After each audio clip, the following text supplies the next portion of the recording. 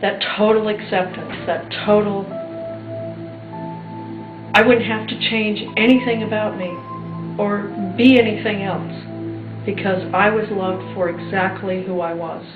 God waved to me with his right hand, and with his left hand was patting his left knee, saying, "Come on." I kind of melted in its lap and merged with it.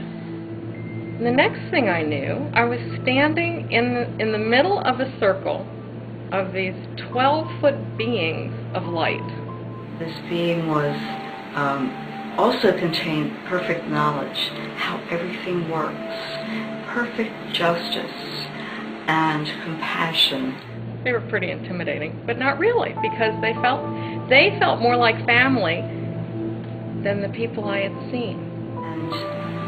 And this being, I'll just say he, because we usually use the male pronoun, but this was not, you know, a male figure, unlike the angel, was just loving me, just sending this perfect unconditional love, to knowing everything about me and just loving me just the same. And in an instant, I was in his lap with his arms around me, gazing up into his face as he was looking down into my eyes. I got into this telepathic discussion with a being of light, and all of your thoughts go out instantly, telepathically, and the answers come back perfectly clearly, more perfect than we can express things in words, because the entire picture is presented with all of its ramifications.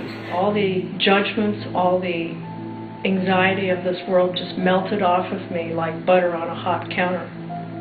And as the light said to me, "Andy, we love you," in back of the light were billions and billions and billions of other lights. And all of them knew me. And they all said in a giant chorus, "Welcome home, Andy." And I said out loud, "I'm home. At last I'm home." And by its side was a kind of male being who was like a protector. And that protector was saying, "You're completely safe." I was safe. I was home. This being of light took me on a tour of the universe, just at the speed of thought. Einstein's law did not apply there.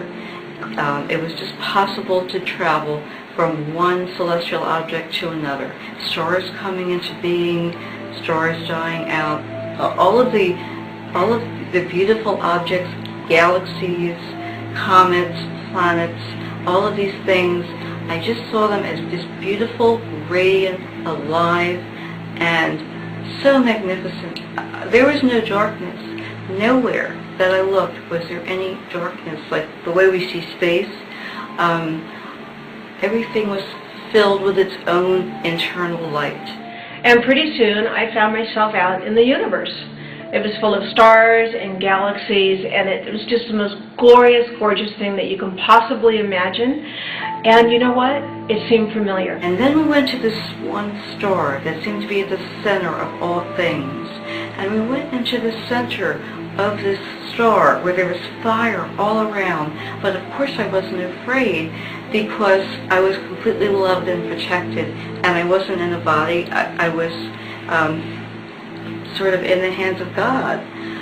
And so we went through the center of the star, and at that point we went into another dimension where there were no more objects at all. There was no more light. There was just the fullness of the presence, of the potential of all the worlds that ever will be created. And it was like going back into what is called the night of Brahman, the time of being before the creation. And here I just melted into the most perfect unconditional love, in a bliss that is beyond words, beyond anything we could ever experience here. And the light welcomed me. The light absorbed me into the light. So I was part of the light. And once I was in the light, I knew everything the light knew. I knew all about the universe. I knew everything about flowers, about plants, about asteroids, about suns, about novas, everything. I didn't have a question for the light. Why? Because I know all the answers. I had this being appear for me, before me, and his name was Melchizedek, and I knew that. And when you're in this heavenly space, you know things by thought processes. You know what each other is thinking, and it was simple and natural and wonderful. And he was beautiful. He had big blue eyes, he had a beard, a gray beard, he had like a turban around his head, he was dressed in gold and velvet and green, and he was gorgeous, and I felt like I knew him forever. The life has a wonderful sense of humor. And we're laughing and we're talking, we're just having a great time, and then the light says to me, Andy, you have to go back. Now, I'm not going back. I said to the light, I don't think so. I'm home. I'm staying. I heard a voice say to me, "Not now, my daughter." It looked at me and said, now it's time to go. And I remember saying, I'm not going back there because it's nasty. People are mean. And it's like walking through hip-deep molasses, just trying to get anywhere or do anything. And people are nasty to each other, and it's just bad, and I'm not going back. I looked into his eyes and I said, well, there's no way I want to leave. They weren't really arguing. I was just sort of standing there going like this. And they were sort of going, yes, dear, it's all right, dear. You're doing fine. You can do whatever you want. I did respond with, I'm not going back. And I really wanted to stay because it was really good there.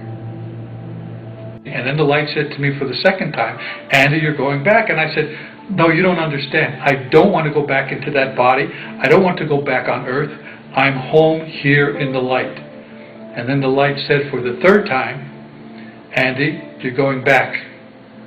And as soon as I heard the K from the back, I was pushed back into my body, filled with pain and anxiety. And during all of that process, I was now on the beach, and my friends were pushing the water out of my lungs, and I was coughing the water out, and I was completely conscious.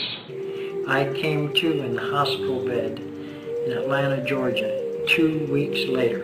But then I found myself suddenly in the hospital with 3 doctors hanging over me.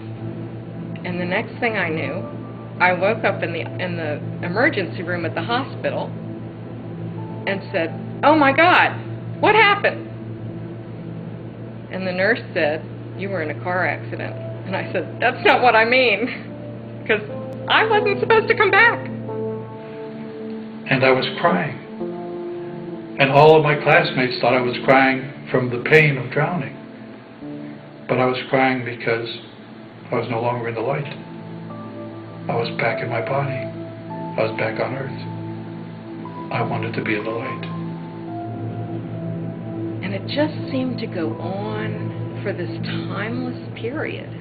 Time was no longer relevant. I felt myself being whooshed backwards, almost like being sucked backwards, back through the light, back into the tunnel, really, really quickly. This happened very quickly. Back out over the negative treetops, and just floating back as fast as I could go. At that point, then I remember the sensation of being back in my body with a thud, and I remember the sensation of my body being cold and very confining, and almost like, bound, like I was bound. It's like driving a car and you feel like, the tires are sticking on the road. That's exactly what I feel. And boy, did it feel different. I mean, 3 dimensions, when there's not a lot of love, is a real difference from where I was. And the last thing I heard from one of the nurses was, I can't believe that kid almost died. And I remember thinking as I closed my eyes, you have no idea what just happened. I never wanted to be on Earth. I wanted to commit suicide. I was always dreaming about going back to the other side, because I knew how beautiful it was, how loving it was, and that's where I wanted to go. But I also know that I have a purpose, and there is a reason why I'm here. It still felt like here I am in the world, and people are still mean to each other, and it's not that love energy.